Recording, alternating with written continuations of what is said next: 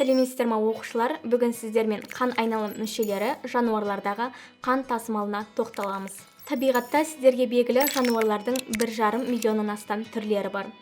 Жануарлардың өзін біз бір жасушалы және көп жасушалылар деп бөлеміз. Және де Жан-Батист Ламарк жануарларды екі топқа жіктеді. Олар омыртқалы және омыртқасыз жануарлар. Енді бүгінгі қарастыратын сіздермен жануарлардың жалпы қан айналым жүйесі. Жануарлардың қан айналым жүйесін екі топқа бөлеміз. Олар ашық қан айналым, тұйық қан айналым. Ашық қан айналым жүйесі дегеніміз қан гемолимфа тамырларын бойымен дене қуысына түсіп, кейін ұлпалар мен мүшелерге тасымалданады. Бұндай қан тамырлар жүйесі ашық сіздерде буын аяқтыларыңызда ұлуларыңызға тән. Ал тұйық қан айналым жүйесі керісінше қан тамырлар бойымен ағады, дене қуысына ұлпалар мен мүшелерге таралмайды. Бұндай қан айналым жүйесі буылтық құрттарға және омыртқалы жануарларға тән. Суретте сіздерде тұйық және ашық қан айналым жүйелері берілген. Жоғарғы сатыдағы жануарларда қан және қан тамырлар жүйесі ең алғаш буылтық құрттарда қалыптасты. Буылтық құрттардың қан айналым жүйесі оларда сіздерде белгілі тұйық қан айналым жүйесі. Яғни қан сіздерде тамыр бойымен ғана ағады, дене қуысына таралмайды. Буылтық құрттардың қан айналым жүйесі сіздерде екі бойлықтан тұрады. Олар арқа, құрсақ және сегменттерге бөлінген көлденең буылтық тамырлардан тұрады. Буылтық құрттарда қан айналым жүйесі ең алғаш пайда болғандықтан шұбалшаңдар сияқты олардың жүрек бөлігі де әлі қалыптаспаған. Буылтық құрттарда сіздерге белгілі қан түсі қызыл, себебі оларға ішкі ортаға оттекті тасымалдайтын сіздерде эритроциттердің құрамында болатын гемоглобин, яғни глобин нәруызы мен темір атомынан құралады. Сондықтан шұбалшаңдарының қанының түсі қызыл түсті болады.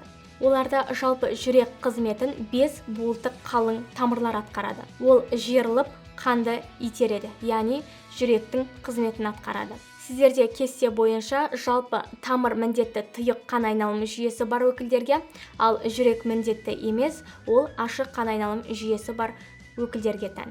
Келесі кезекте ұлулар. Сіздерге белгілі ұлулар, олардың денесінде ең алғаш сыртын қаптайды шапанша, яғни денесін мантия қаптайды. Ұлуларда олар үккісі бар ағзалар тобы болып есептелінеді. Ұлулардың қан айналым жүйесі ол ашық.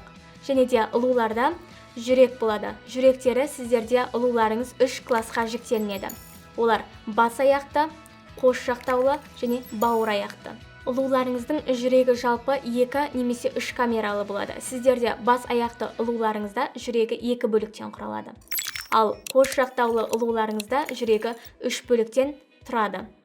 Және қанның түсі бойынша ұлуларда түссіз, тек қос жақтаулы ұлуларыңызда сегіз аяқ каракатица кальмарларда түсі көгілдір түсті болады қанның. Себебі ол жерде купрум гемоцианин болады.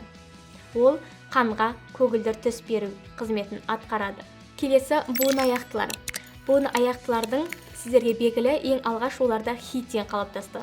Және де буын аяқтыларда сонымен бірге 3 класы бар. Оларға шаян тәріздестер, өрмекші тәріздестер және бунақ денелер деп 3 класқа жіктейміз. Буын аяқтылардың жүрегі қуыстарға бөлінген. Шаян тәріздестердің жүрегі бас көкірегінде орналасқан 5 бұрышты қапшық болады. Ал өрмекшілерде жүрегі құрсақ бөлігінде орналасқан көп түтікшелі жүйе. Жәндіктердің денесінде оттек пен көмір қышқыл газы тасымалданбайды. Тек органикалық заттарды жинақтау қызметін атқарады. Бунақ денелеріңізде, яғни жәндіктеріңізде тыныс жүйесі жақсы жетілген.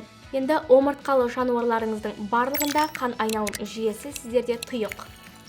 Қан тек қан тамырлар бойымен ғана ағады. Ең қарапайым құрылысты олар балықтар. Балықтардың жүрегі жалпы 2 камералы, бір қарынша, бір жүрекше.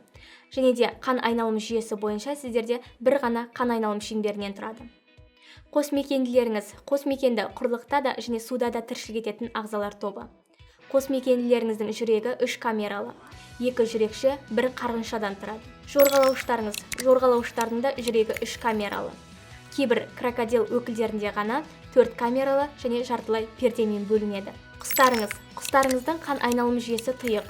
Жүрегі 4 камералы, 2 жүрекше, 2 қарыншадан тұрады. Сүтқоректілер класының да жүрегі 4 камералы. Қан айналым жүйесі бойынша үлкен және кіші қан айналым жүйелері болады. Өкпемен тыныс алатын барлық жануарларда, яғни балықтарыңыз, қосмекенділеріңіз, жорғалауыштарыңыз, сүтқоректі құстарыңызда қан айналым шеңбері екеу.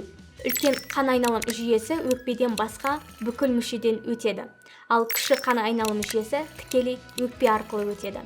Мінекей балалар, бүгін сіздермен біз жануарлар, яғни омыртқалы, омыртқасыз жануарлардың қан айналым жүйесімен таныс болдық. Бүгінгі сабақ сіздерге ұнады деген ойдамын. Келесі кездескенше сау болыңыздар.